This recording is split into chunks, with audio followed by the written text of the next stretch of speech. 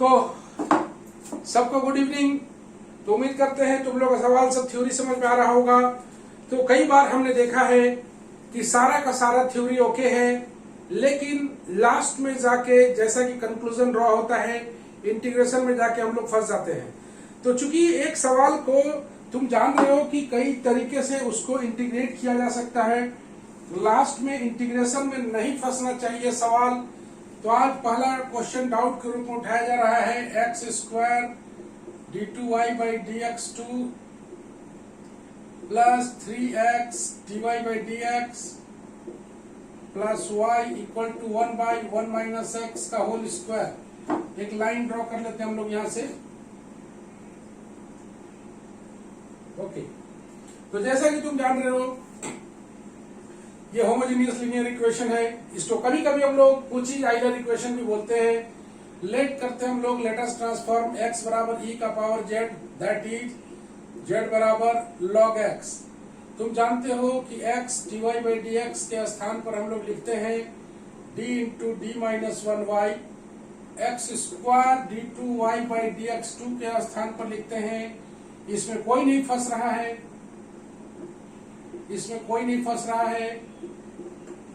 फंसता कहां पर है? तो लास्ट में जाके। तो यहां पर हम लोग पुट कर लें d into D minus 1y plus 3dy plus y equal to 1 by 1 minus x के स्थान पर पुट करना पड़ेगा e का power z। Very very carefully note down here. थोड़ा सा सॉल्व करेंगे। D square minus D plus 3d plus 1 into Y equal to 1 by 1 minus ई का पावर z का होल स्क्वायर। आइए, D square plus 2d plus 1 into Y 1 by 1 minus ई का power z का whole square. For CF where d stands for d by d z. Okay, तो यहां पर हम लोग d प्लस फॉर CF निकालते हैं हम लोग। फॉर CF d प्लस 1 का होल स्क्वायर इंटू वाई बराबर 0। It's auxiliary equation m plus 1 का होल स्क्वायर बराबर 0, दैट इज m बराबर माइनस 1 माइनस 1, दो आ गया। इसका CF हम लोग निकालते हैं C1 plus C2 Z e का पावर माइनस Z। चलो पुट कर लें, C1 प्लस C2 Z के स्थान पर log x और e का पावर Z है, तो e का पावर z y कितना हो जाएगा 1 बाई एक्स। ये रहा मेरा CF मेरे पास है। रेस्ट हम लोग बात करें PI का। आइए हम लोग PI पर बात करें। PI आ जाएगा d प्लस 1 का होल स्क्वायर y बराबर 1 बाई 1 माइनस e का पावर z का होल स्क्वायर। तो y बराबर आ जाएगा 1 बाई d प्लस 1 का होल स्क्वायर 1 माइनस e का पावर z का होल स्क्वायर। कोई बताए कि इसको हम लोग कैसे सॉल्व करेंगे? कोई तरीका है? सर वहाँ माइनस 2 ले जाइए ना ऊपर। हाँ, माइनस 2 फिर 1/1 minus e to the power z का होल स्क्वायर होगा। नीचे से। हाँ, ये सर वही पे। चलो यही है ना। तो इसको कैसे सॉल्व करेंगे? प्रॉब्लम यहां पर है। अगर प्लस का होल स्क्वायर आता तो होल स्क्वायर तोड़ देते हैं, तो माइनस 2 में है। तो y बराबर आया हुआ है 1 बाई डी प्लस 1 का whole square into 1 by 1 minus ई का पावर z का होल स्क्वायर।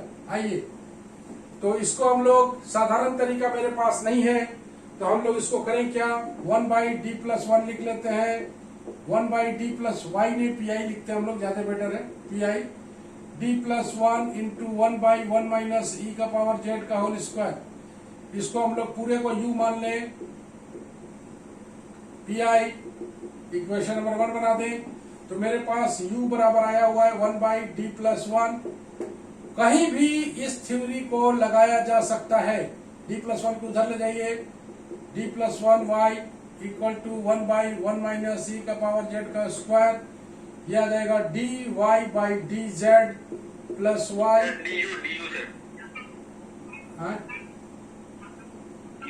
वहाँ पे 1 प्लस ओके, प्लस u बराबर 1/1 माइनस e का पावर z का स्क्वायर, y और u एक टाइप का दिखता है हमको। तो चलो it is a linear form, इसका हम लोग इंटीग्रेटिंग फैक्टर निकाल लेते हैं। if कितना आ जाएगा, e का पावर 1 इंटू जेड, मतलब 1 इंटू डी जेड, मतलब e का पावर z आ गया। इसका जब सॉल्यूशन लिखेंगे हम लोग तो u से शुरू करेंगे, u इंटू ई का पावर z बराबर e का power z by 1 minus e का पावर z का स्क्वायर डी जेड। आइए इसको हम लोग सॉल्व करें। कैसे सॉल्व करें? 1 minus e to the power t put कर सकते हैं सर। टी पुट कर सकते हैं। ओके, चलो 1 माइनस 1 ई का पावर जेड को टी पुट कर लिया जाए तो ई का पावर जेड डी जेड बराबर आ जाएगा माइनस डी टी। यू ई का पावर जेड बराबर यह आ जाएगा minus D T by T square, मतलब आ जाएगा 1 बाई टी आ जाएगा। टी का मतलब Yes, यू, टी का मतलब आ जाएगा 1 बाई ई का पावर जेड और टी का वैल्यू 1 माइनस ई का पावर जेड। यही मेरा यू है, इसी यू को यहाँ पर पुट करेंगे।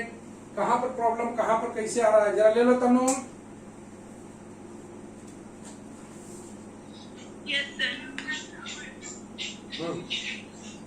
ले लो जरा। हाँ सर, ले लीजिए। ओके, यहाँ तक किसी को कोई परेशानी नहीं है, इसीलिए हम लोग यहाँ पर ज्यादा समझाने पर कोई बात नहीं करेंगे। यहाँ पर कभी भी इस तरह का प्रॉब्लम आ जाए, ये चाहे होल स्क्वायर हो या दो पार्ट में बढ़ जाए, दो मतलब लीनियर फैक्टर में बढ़ जाए, तो कोई भी एक लीनियर फैक्टर को यू लेके सॉल्व कर लेंगे लीनियर तरीके से। इसीलिए हम लोग लीनियर पर विशेष ध्यान देते हैं जब हम लोग बेसिक कोर्स पढ़ते हैं। तुमने देखा होगा बेसिक कोर्स में भी हमने न केवल लीनियर बताया था बल्कि equation reducible to linear form में भी जबरदस्त पढ़े थे हम लोग। ऐसा इसलिए किए थे कि इस तरह का कोई प्रॉब्लम में हम लोग न फंसे। यहाँ पर फ्रॉम 1 लिख लेते हैं, फ्रॉम 1 तो 1 बाई, इसको मान लेते हैं v, 1 by D plus 1 into you का वैल्यू पुट कर दिया जाए। u का वैल्यू है 1 बाई e का पावर z, 1 माइनस e का power z। Okay, d plus 1 को इधर ले आते हैं तो यह आ जाएगा dv plus v equal to 1 by e का पावर z, 1 माइनस e का पावर z। डिफरेंशियल इक्वेशन में तुम लोग इस स्टेज पर पहुंच चुके हो कि तुम्हारे को आंसर भी पूरा मिलना चाहिए। अगर तुम राइट चैनल से सॉल्व करोगे तो आंसर भी तुम्हारा मिलेगा। इसका भी इंटीग्रेटिंग फैक्टर निकाल लेते हैं, e का power 1 into D Z, e का पावर z आया हुआ है। चलो इसके सॉल्यूशन को निकाल लेते हैं। v बराबर v इंटू ई का पावर z बराबर 1 बाई ई का पावर z, 1 बाई ई का पावर z इंटू ई का पावर z। यहाँ पर तुम लोग से बात किया जाएगा डी जेड बाई 1 माइनस ई का पावर z। अदिति,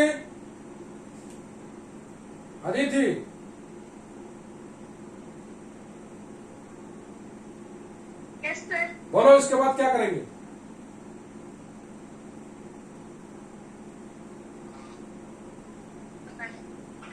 आंसर बताएं। नहीं, ट्राई मारो, जो एक टोक और ट्राई कर लो। बताएं सर। रुक जा। हाँ चलो जल्दी बताओ।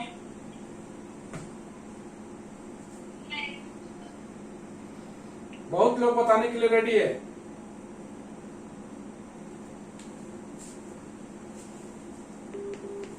रिया कुमारी का ज्वाइनिंग हो गया? Riya Kumari, yes sir. इतना लेट में ज्वाइनिंग क्यों? सर वो थोड़ा लेट हो गया। ओके, तो बॉयज लोग बताने के लिए रेडी हैं, चलिए बताइए। बॉयज, पावर जेड से ऊपर नीचे मल्टीप्लाई कर दिए, ऊपर नीचे, और फिर 1 माइनस ई के पावर जेड को टी मान लीजिए। ऐसा का है? काहे कि सर टी मान लेंगे इसको ना 1 माइनस ई का पावर जेड को, तो हमको ये ई का पावर जेड चाहिए, इसलिए ऊपर नीचे मल्टीप्लाई कर देंगे, फिर हम ई का ई पावर जेड का वैल्यू लिख सकते हैं। कहीं भी ई का पावर जेड टाइप का इंटीग्रेशन मिले, कुछ नहीं बुझा रहा है, इसको सब्स्टिट्यूट कर लेना, आंसर आ जाएगा। सब्स्टिट्यूट मतलब टी के रूप में, या टेक्नोलॉजी लगाना चाहते हो तो टेक्नोलॉजी लगा लो, ई का पावर जेड से डिवाइड कर दो, ई का power minus Z D Z, E का पावर माइनस जेड माइनस 1। देख रहे हो, चीज वही आने वाला है, ऐसा नहीं कि ये पर्टिकुलर मेथड आ गया है, ऐसा कुछ नहीं है। ई का पावर जेड को हम लोग मान लेते हैं कोई कॉमन है, डब्ल्यू माइनस ई का power minus Z D Z बराबर डी डब्ल्यू। देख रहे हो कितना आसानी से ये आ रहा है, आ गया minus D W by W, कितना आएगा डब्ल्यू माइनस 1। पूरा कोई मान सकते थे, कुछ नहीं बुझा रहा है तो ई का पावर जेड को सिर्फ मान सकते हो, ई का पावर जेड को मानोगे फिर भी तरह आएगा, ये आ जाएगा भी ई का पावर जेड बराबर माइनस लॉग डब्ल्यू, तो वन मतलब 1 बाय लॉग 1 बाई डब्ल्यू, तो भी बराबर तेरे को आ जाएगा लॉग 1 बाई भी के डब्ल्यू के स्थान पर ई का पावर माइनस जेड। सर वहाँ लॉग डब्ल्यू -1 है। हाँ व्हाट हैपेंस सर वहाँ पर जो 1 लॉग डब्ल्यू -1 डी डब्ल्यू है, तो फिर लॉग नहीं 1 लॉग डब्ल्यू -1 है, तो फिर लॉग डब्ल्यू -1।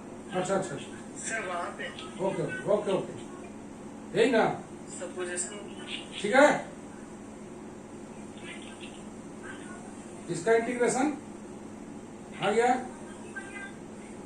1 बाई आ गया, तो ये आ जाएगा W का वैल्यू पुट करोगे तो E का पावर माइनस जेड माइनस 1 ऐसे आएगा। माइनस को छोड़ भी सकते हो तुम, तो लॉग आ जाएगा E का power Z by 1 minus E का पावर जेड ऐसे आ गया। अब V का वैल्यू जो है उसको लेफ्ट साइड में ई का पावर जेड छूट गया, ओके, तो चाहे तो इसको भी ले जा सकते हैं, तो तेरे को भी कितना आ जाएगा 1 बाई ई का power minus Z into log E का पावर जेड बाई 1 माइनस ई का पावर जेड। ठीक ठीक है, देख ले एक बार। हाँ जी,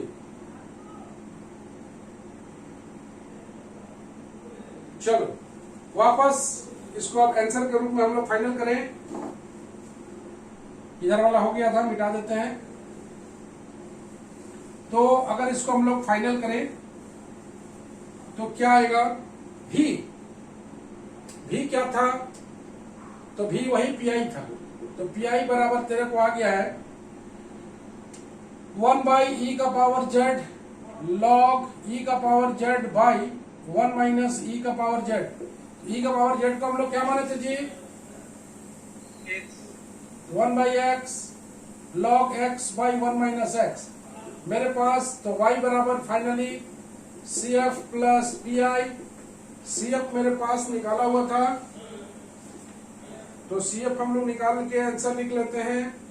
CF आया हुआ था C1 plus C2 log x into 1 by x, और PI आ गया 1 by x log x by 1 minus x.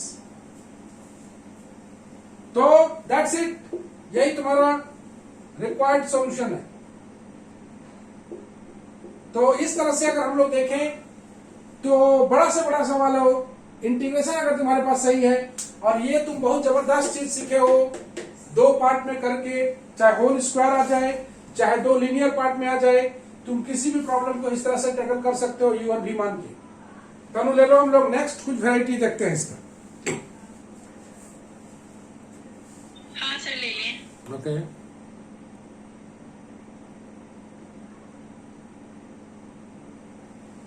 आइए हम लोग नेक्स्ट चलें।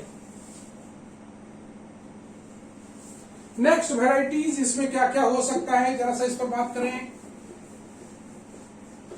तुम लोग अब इस स्टेज पर हो कि डिफरेंशियल इक्वेशन का आंसर मैच करने आना चाहिए तुम्हें।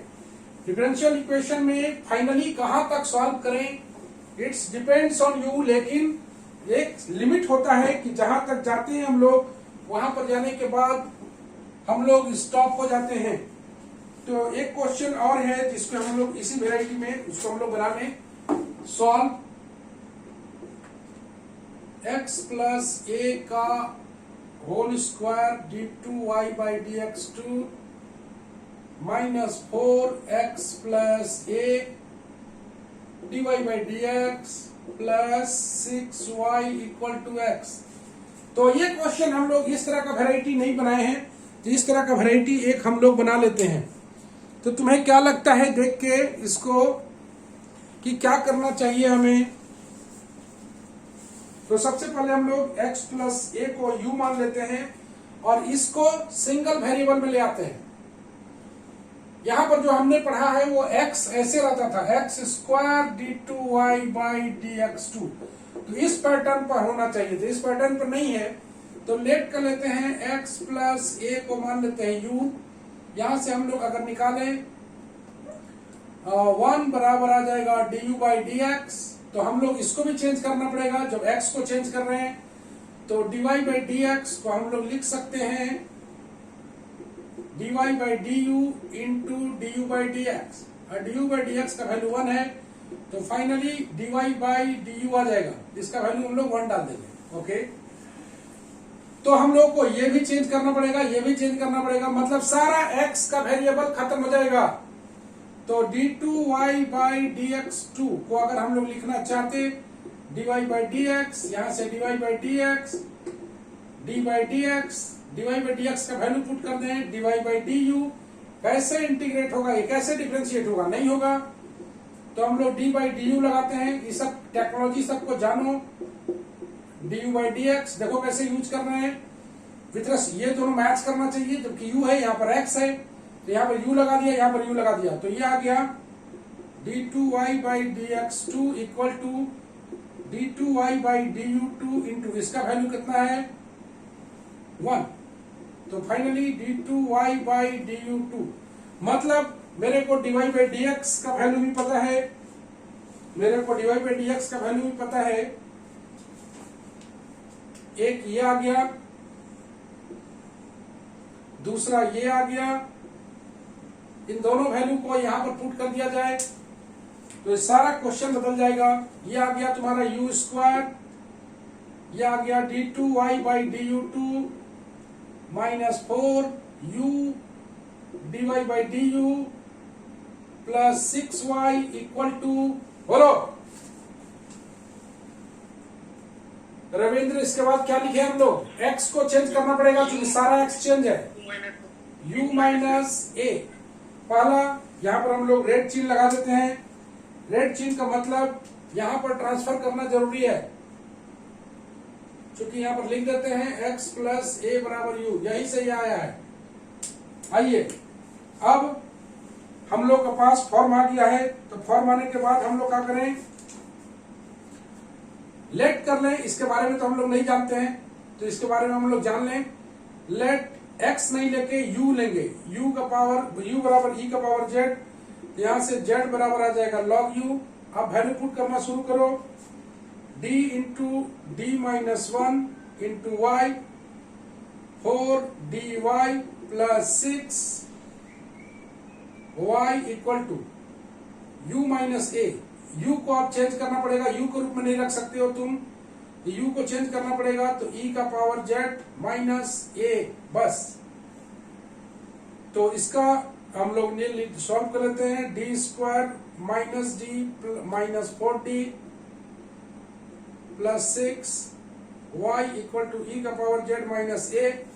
अब इसको अगर हम लोग सॉल्व करें तो आ जाएगा D square minus 5d plus 6y बराबर e का power z minus a। For CF D square minus 5d plus 6 into y बराबर 0।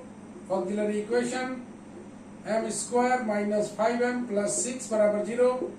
m बराबर आ जाएगा 2 और 3, इसका जो CF आ जाएगा C1 E का पावर कितना लिखोगे, बोलो। C1 E का कितना लिखोगे, E का पावर 2Z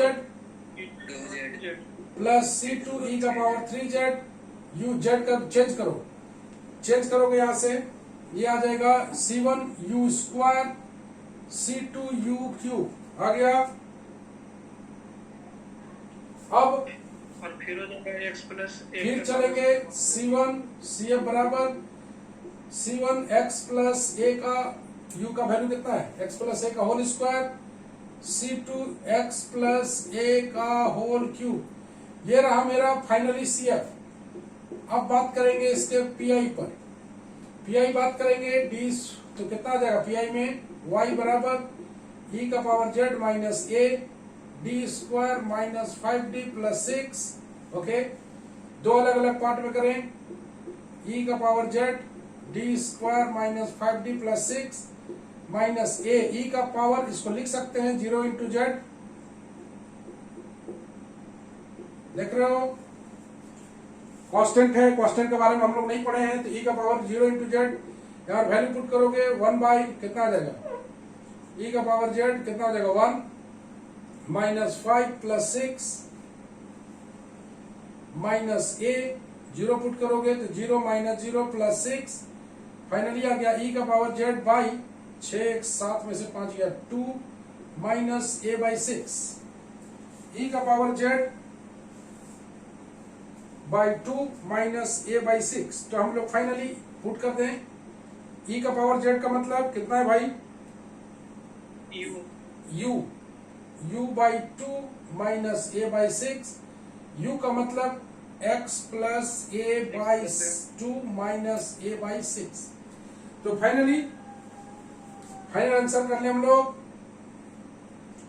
y बराबर CF प्लस PI, CF मेरे पास C1x प्लस a का whole square C2x plus a का whole cube minus plus x plus a by 2 minus a by 6। तो कैसे हम लोग काम किए सो देख लिए, सिर्फ वेरिएबल यहाँ पर सब्स्टिट्यूट करना था, सब्स्टिट्यूट करने के बाद सब कुछ ओके है। गलती कहाँ हो सकता था, तो यहाँ पर x को पहला चेंज किए, e का पावर z के रूप में आया, उसके बाद जैसे बनाते वैसे बनाए। तनु सर यहाँ पे नहीं समझ में आया। कहाँ पर, इस जगह सर जहाँ पे PI निकाल रहे हैं सर सेकेंड पे, हाँ जहाँ पे d is equal to 1 direct put कर दिया ना सर, वो नहीं समझ में आया। कौन वाला, तो आप d is equal to direct 1 put किया ना सर। कहाँ बात कर रहा है तुम जी, कहाँ कौन दुनिया में पहुंच गया तुम हैं? तो सर उसमें d प्लस 1 ना पुट करते। अरे यार इसमें 0 हो जा रहा है क्या, डिनोमिनेटर 0 आएगा तब ना काम करेगा। ठीक है सर, ठीक है। अरे समझा कि नहीं समझा कि डरे बोल रहा है नहीं मतलब जब नीचे 0 हो जाता है तब वो हाँ, तो हम बार बार बोले हैं कि इसको वो भी नहीं करते। फ्रेमवर्क मेमोरी में लेके चलोगे, उसका बेसिक कंसेप्ट जो है ना फॉर्मेट का, केस 1 केस 2 केस 3 दिमाग में रख के चलोगे तब ओके होगा। तनु ले लिए क्या, हाँ सर ले लिए। ओके, तो एक और छोटा सा वैरायटी है, उसको बताने के बाद हम लोग नेक्स्ट चैप्टर पर मूव करेंगे, मिटा दिया जाए। तो सारा वैरायटी ओके चल रहा है, कोई भी सवाल हो इसी तरह से टैकल होगा, सवाल में फंसिए, बनाइए।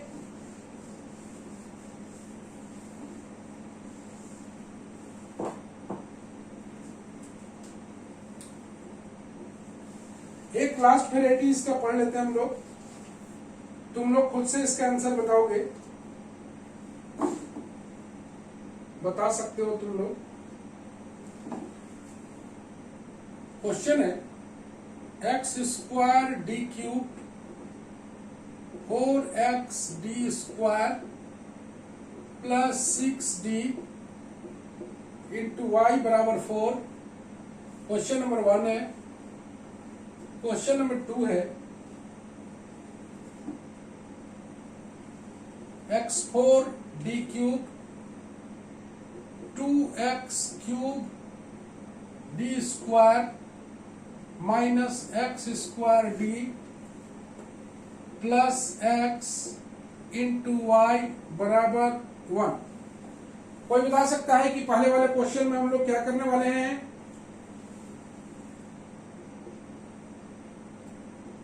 जल्दी बोलो।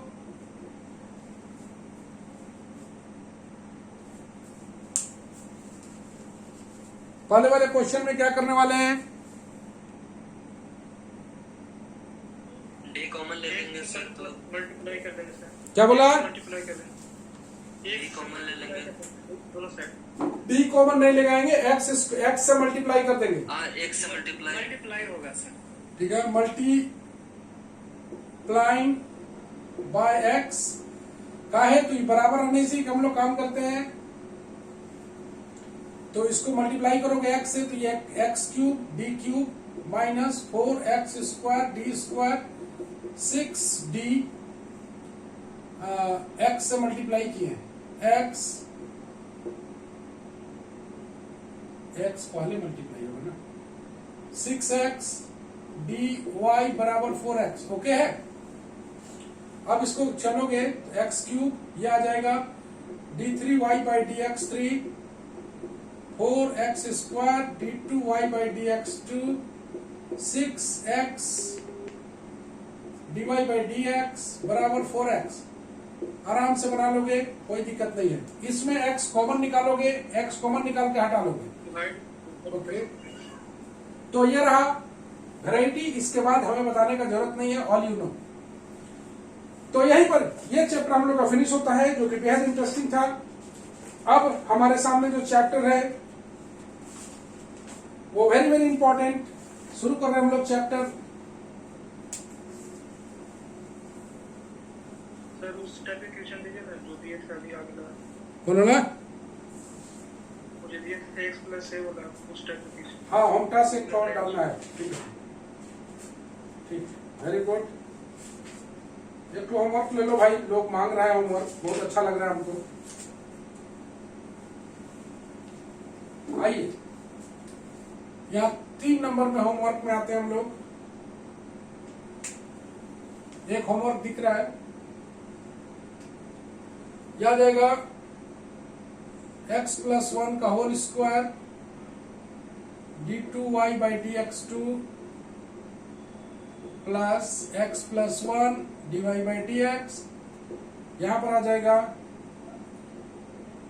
2x plus 3 into 2x plus 4। गौर से देखिए, 2x plus 3, 2x plus 4।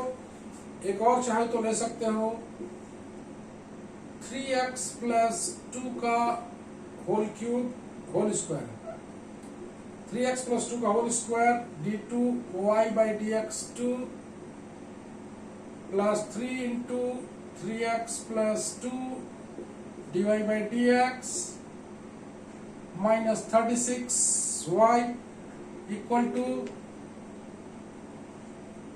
3x square plus 4x plus 1। हम लोग इसको मिला लें। 3x प्लस 2 का whole square dy by d x 2 plus 3 dx 3x plus 2 dy by d x minus 36y equal to 3x square plus 4x plus 1। ये रहा तुम्हारा homework. इसको चाहो तो बनाओ, तो नहीं बनाओ कोई फर्क नहीं पड़ता है, लेकिन ये दोनों क्वेश्चन जरूर बनाओ। Okay, done.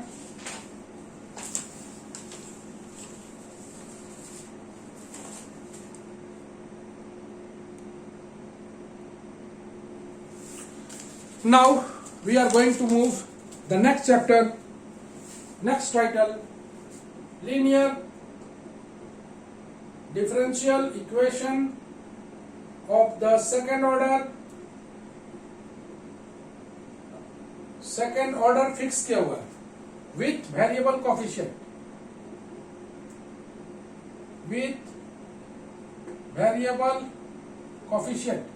ये रहा मेरा चैप्टर टाइटल। इसमें जो हम लोग काम करेंगे एक स्पेशल फॉर्मेट के सवाल पढ़ेंगे। तो now let's resume to the next chapter, linear differential equation of second order with variable coefficient. The general form जो आएगा वो आएगा d2y by d x 2 plus p dy by d x plus q i equal to r. जैसा कि तुम देख पा रहे हो, linear differential equation of the second order with variable coefficient. कहने का मतलब here p q r the function of x, ये फंक्शन ऑफ एक्स होगा।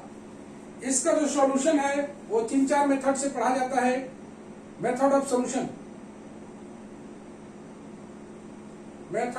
सॉल्यूशन, इसका जो वैरायटी है, सबसे पहला हम लोग आते हैं by change of independent variable,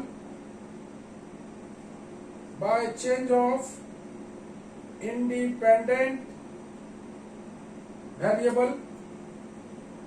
दूसरा मेथड आते हैं वेरिएशन ऑफ पैरामीटर,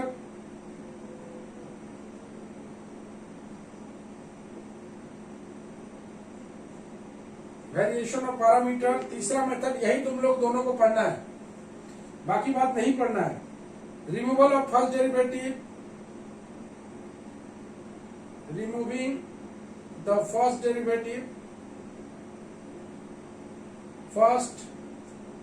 डेरिवेटिव, इसको तुम लोग को नहीं पढ़ना है, मेथड होता है तो बता रहे हैं। और changing of dependent variable, changing of dependent variable, ये भी तुम्हें नहीं पढ़ना, यही दोनों पढ़ना है। इसका मूल थीम है कि जनरल फॉर्म को दिमाग में रखें। General form is to be remembered every time. General form, ये रहा जनरल फॉर्म। इसी का डिफरेंट मेथड से सॉल्यूशन पढ़ना है हमें। ये दोनों तुम्हें पढ़ना है, ये तुम्हें नहीं पढ़ना है। तो ये दोनों में से एक क्वेश्चन, बड़ा सा क्वेश्चन आता है इस चैप्टर में। अगर तुम्हारे पास थ्योरी है तो तुम्हारा सवाल, पहला सवाल ही तुम खुद ट्राई करके बना सकते हो। तो थ्योरी होना बेहद जरूरी है इसके लिए।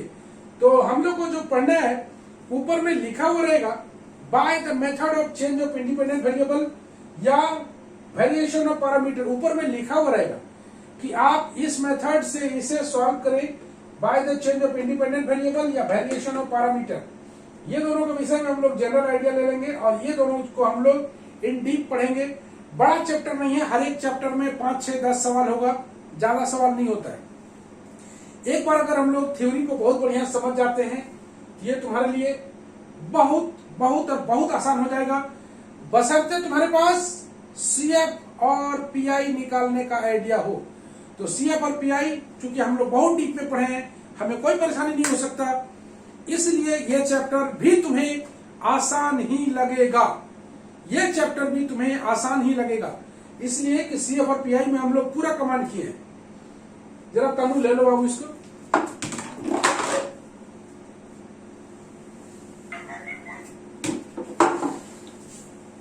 हाँ सर ले लिए।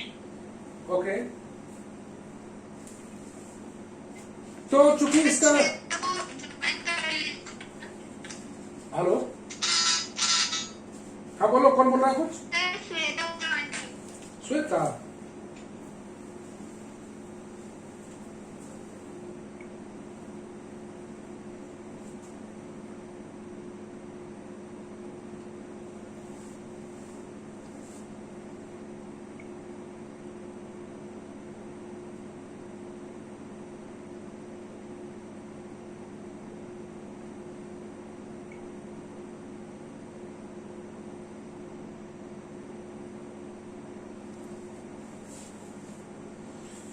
तो जैसा कि हम लोग डिफरेंशियल इक्वेशन बहुत सारा चीज पढ़ लिए, हम लोग पढ़ लिए अभी तक first order but not of the first degree.